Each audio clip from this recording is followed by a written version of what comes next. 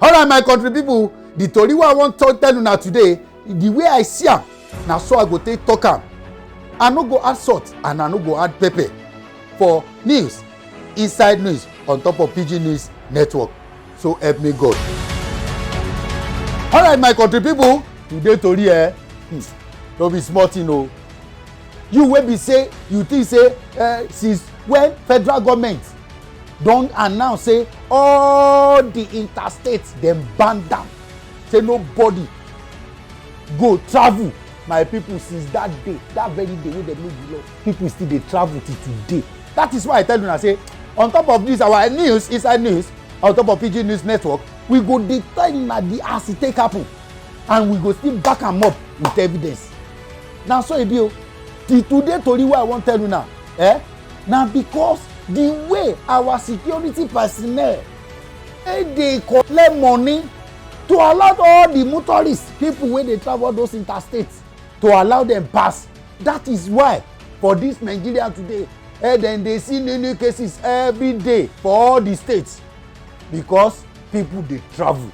If you go to Benin or a road, dem dey collect bribe there. See the video here.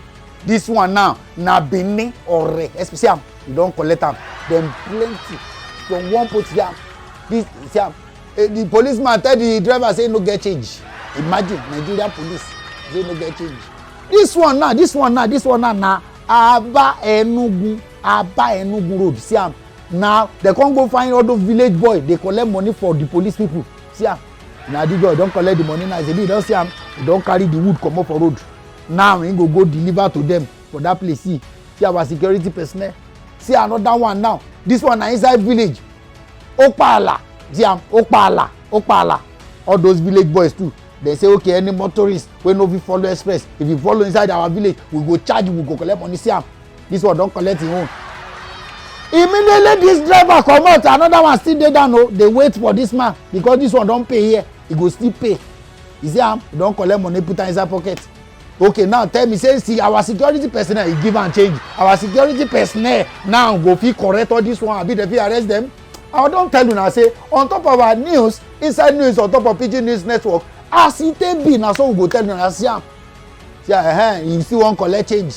You see how dem go give am change. See wetin dey happen. E go pass. This one na Owerenta. If you know Owerenta, if you follow inside Owerri, you bolt out to Owerenta. That Owerenta e go link to express between Aba Port Harcourt road. Na there be this. See am. See am. He must collect am. Hey, see this one now. Na Ebonyi. Boundary between Enugu and Ebonyi. If you comot for Enugu, if they go Ebonyi state, na boundary be this. So they go pack them. The driver will come down. Come go dey negotiate with them. See am, this one na Kaduna, Niger state. See where dem dey follow. As I promise na before, say the way I take see am, na so I go take talk am.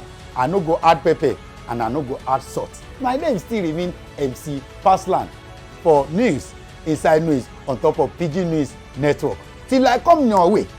Before then, make una drop una own comment or wetin una think say we go fit do on top of this matter wey I just tell una so.